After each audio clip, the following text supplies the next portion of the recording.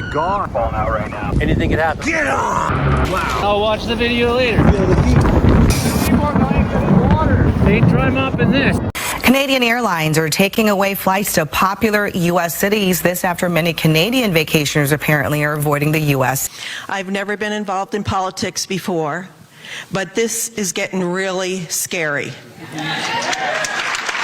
Okay, so the things that frighten me is the way this insane president talks about Canada as a 51st state. Yeah. Taking Panama by force and buying Greenland. How does this person qualify as sane? Why is he not being impeached right now?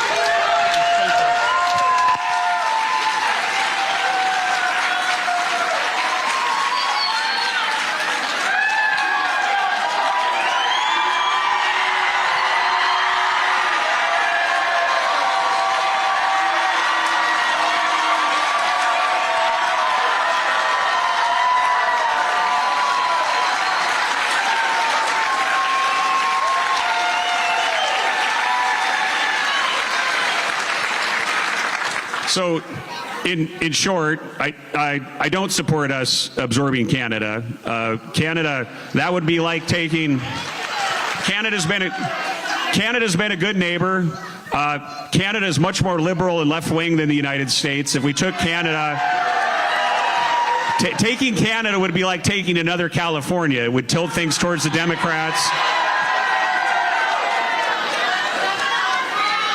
Yeah. If we took Canada, the Republicans would never have control again, so we don't want that to happen.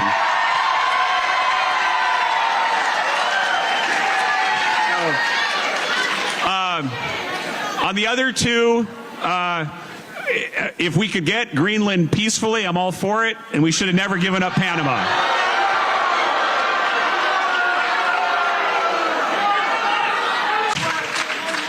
This is a question that comes from Barbara and can serve as our concluding question for the night regarding checks and balances between the different branches of government. Given the trajectory of the administration, the continued agreement of the Republican Party, is there a line in the sand for you? That is to say, is there any point at which you might stand up and tell them no? What is, in the interest of your people in Eastern Washington, what is your line in the sand?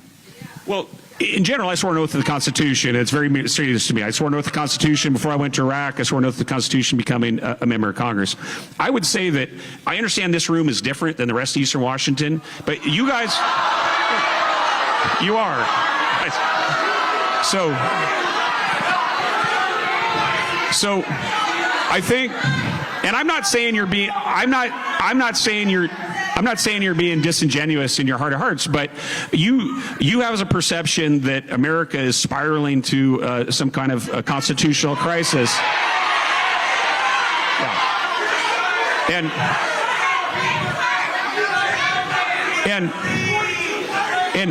And by and large, while I would have some disagreements with President Trump on some things like tariffs and some other issues, by and large, what people of America see, what people of Eastern Washington see, is President Trump delivering on his promises. And so...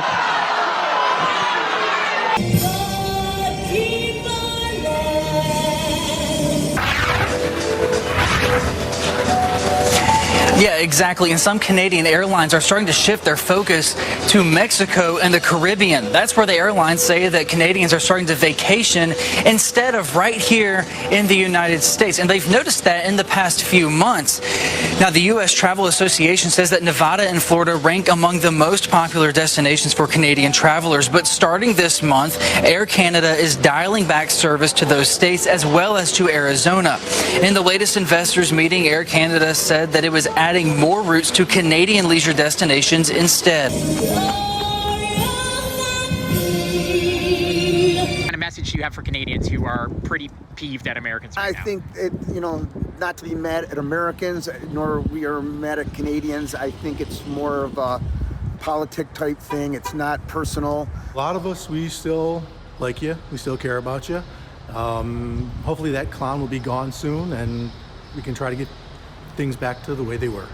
Just hang in there. We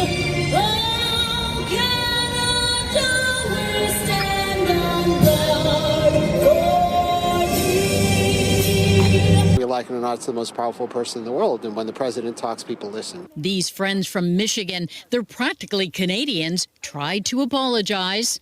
It also feels disrespectful, and I'm very sorry about that, but yeah. I don't think he fully understands what presidents are allowed to do and not do. Trump's threat to use economic force to make Canada part of the U.S. came as a shock. Canada and the United States, that would really be something. He even posted what a new U.S. map would look like. Well, I'm okay with Trump. And as far as Canada goes, they're our neighbor, and I love them. And I don't agree with them being our 51st state. Some wondered if this is the art of the steal, what's Trump really after? Does he want our maple syrup? Maybe. Who knows? But some Americans wouldn't mind a Canadian takeover. I think if we adopt free healthcare, I'm interested.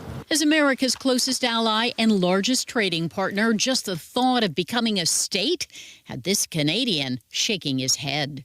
It's a threat that we need to take seriously.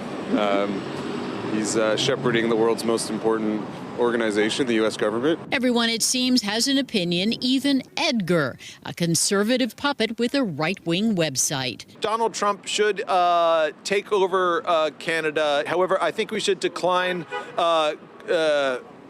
Quebec. But hold on. Canada must remain sovereign, says Brittany Siegler. Like, I need to come there to get away from this. So maybe we'll give the puppet the last word. What do you say? Oh, Canada. Oh, Canada, we stand on guard for thee. Oh, Canada, we stand on guard for thee. National anthem of Canada. Isolated with water on 3 sides, cut off by 2 land crossings and 1 international controversy. So it's essentially free food that we're bringing up here, and then they were going to make a value for it and charge us 25%. Patrick Pritchard is with the Point Roberts Food Bank and says the border has become a hurdle in more ways than one. So you're having trouble just getting building materials into Point Roberts? I am. Josh Richardson is a contractor. As of right now, I cannot get lumber in here from Canada due to that. On top of it all, the provincial government has encouraged a Canadian boycott of U.S. products and travel. Statistics Canada says travel is down 27.2% in a month in BC. The owner of the only grocery store here in Point Roberts, the International Marketplace, tells me that the situation now is worse than in the early days of COVID and that she's only getting 1 shipment a week to the store. I fear these are going to be worse times than the pandemic. Tamara Hansen owns the Saltwater Cafe and says business plummeted 55%. We're caught in the middle, and we're attached to Canada, but we're part of Washington State. And Brian Calder says with water and power also coming from BC, any sort of further interruption would also hurt the numbers. There's no winners. If there's no winners, it doesn't make any sense.